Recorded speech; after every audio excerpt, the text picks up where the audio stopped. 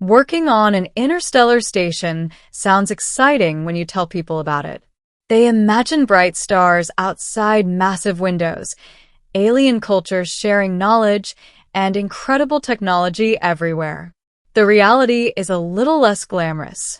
My name is Evan Carter, and I work as a structural maintenance technician on Helios Gateway, one of the busiest trade stations in the outer spiral arm. My job is simple. I crawl through maintenance tunnels, repair damaged systems, and make sure the station doesn't fall apart. It's not heroic. But when millions of people live on a station orbiting a gas giant, someone has to keep things running. Humans were still relatively new to the galactic community, so most species treated us like curious newcomers. Some were friendly, some were suspicious, and some simply ignored us. But there was one group on the station that everyone paid attention to: the Zarathi Command Delegation. They were tall, powerful aliens with deep blue skin and glowing golden eyes. Their civilization controlled one of the largest military fleets in the galaxy, and their commander was rumored to be one of the most intimidating beings alive. Her name was Commander Laraxa. I didn't know it at the time, but meeting her would change my life in ways I never expected. Chapter 2: The Accident. The incident happened on a completely normal afternoon. I had been assigned to repair a malfunctioning gravity stabilizer in the diplomatic wing. Normally, maintenance crews avoided that area because diplomats didn't like seeing technicians crawling through walls. But when gravity systems malfunctioned, people suddenly became much more cooperative. I climbed out of a maintenance hatch into a quiet hallway. The lights were dim and elegant, reflecting softly off polished alien metal. I checked my scanner. The gravity node was about 20 meters down the corridor. Easy job. 10 minutes, maybe 15. I walked forward, focusing on my equipment. And that's when it happened. Someone turned the corner at the exact same moment I did. We collided. Hard. My toolkit slipped from my hands and scattered across the floor.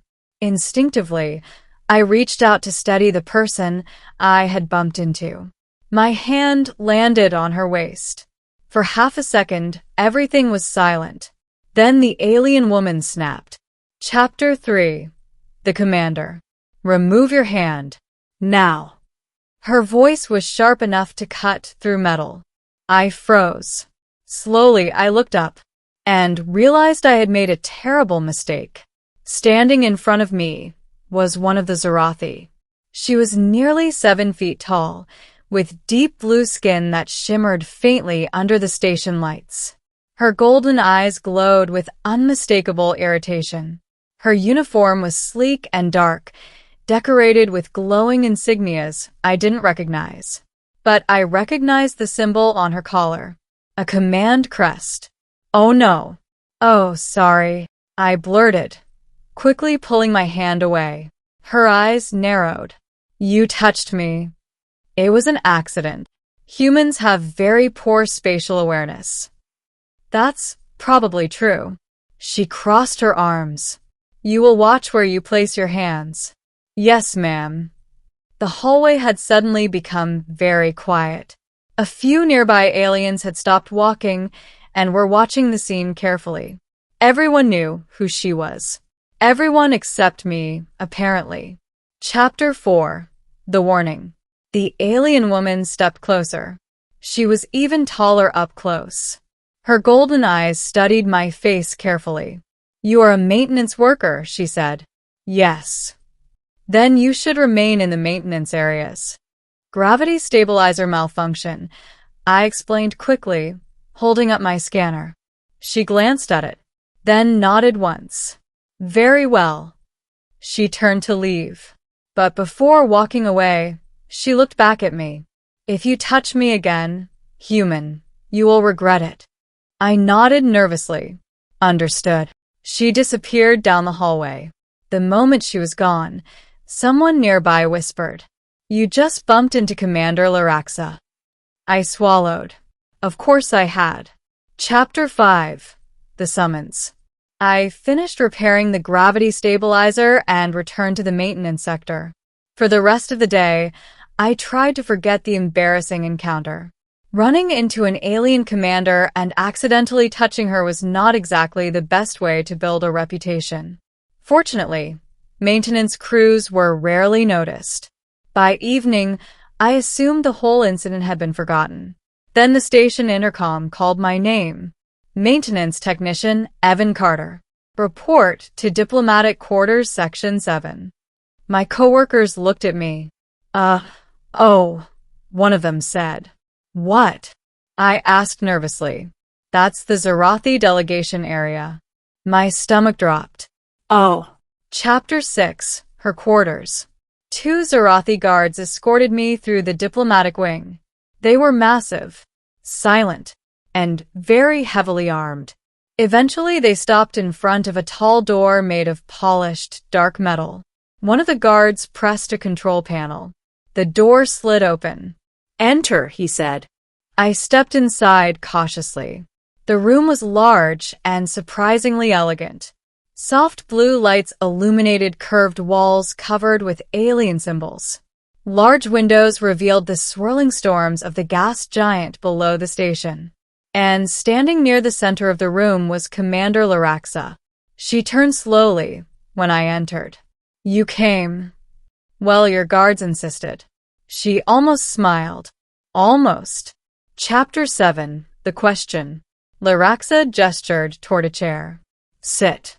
I sat. Carefully. She remained standing, watching me. You seem nervous. You threatened me earlier.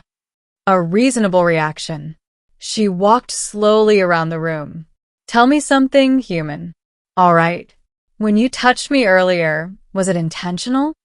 My brain nearly stopped. No. She studied my face closely. You are certain? Absolutely. She seemed satisfied with the answer. Good. She finally sat across from me. You should know something about my species. What's that? Physical contact carries cultural significance. Oh, that explained the reaction earlier. Then I'm really sorry, I said. I didn't know. I believe you. Chapter 8. The Real Reason. For a moment, neither of us spoke. Then Laraxa leaned forward slightly. That is not the only reason I summoned you. Of course not. She tilted her head slightly. You remained calm when I confronted you. I was trying not to panic. Many would have. She studied me carefully. Humans adapt quickly to unfamiliar situations. Years of chaos back on Earth. Her expression softened slightly. Yes, I have studied human history. That sounds dangerous. It is fascinating. Chapter 9. A Dangerous Situation. Laraxa activated a holographic display in the center of the room. A map of the station appeared. Red markers blinked in several locations. Earlier today, she said, my intelligence officers detected unauthorized activity. On the station? Yes. What kind of activity? Sabotage. I leaned forward. That sounds bad. It is. She pointed to one of the red markers. The gravity stabilizer you repaired was deliberately damaged. My eyes widened. Someone tried to disable the station? Possibly. Or create chaos. I thought about that. Why tell me? Because you were there. Chapter 10. The Suspects. Laraxa explained that several unknown operatives had entered the station disguised as traitors.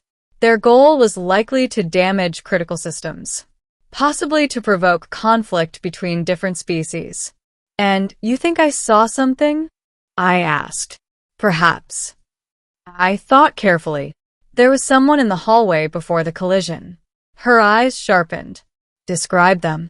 Tall, gray skin, strange armor. She activated another screen. Images of several alien species appeared. I pointed to one. That one. Laraxa frowned. The Talrith Syndicate. That bad. They are mercenaries. Great. Chapter 11. The Attack. Suddenly, the station lights flickered. Alarms began echoing through the corridors. Laraxis stood immediately. They've begun their operation. The holographic map updated. More red markers appeared. Explosions echoed faintly in the distance. Stay here, she said. But before she could leave, the wall behind us exploded inward. Armed figures stormed into the room. Talrith mercenaries. Laraxa reacted instantly. She grabbed a weapon from the wall and fired a precise burst of energy. 2 attackers fell. Move, she shouted. I didn't argue. Chapter 12. Fighting Back. The battle spread through the diplomatic wing. Station security forces were trying to contain the attackers, but the mercenaries were well organized. Laraxa fought with incredible speed and precision. Take cover, she ordered. I ducked behind a console as energy blasts filled the room. One mercenary tried to flank us.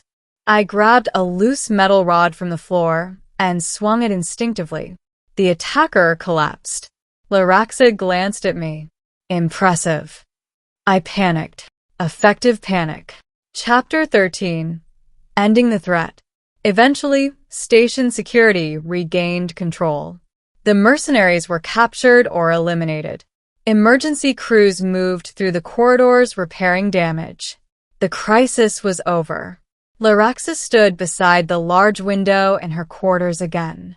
You helped defend this station, she said. I mostly survived. That is still valuable. She turned toward me. And you were correct. About what? The sabotage. Chapter 14. An unexpected offer. Laraxa walked closer. You possess useful instincts. I fix pipes. You also observe details others ignore. That's part of the job. She considered something for a moment. Would you consider working for the Zarathi command? As what? An advisor. I laughed.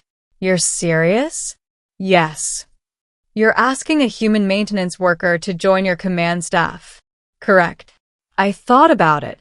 Working for an alien commander, exploring space, solving dangerous problems. It sounded insane, but also exciting. I'll think about it, I said. Laraxa smiled slightly. Good. Chapter 15. A Strange Beginning. As I left her quarters, I looked back at the doorway. Just hours earlier, she had snapped at me for accidentally touching her. Now she was offering me a position in one of the most powerful fleets in the galaxy.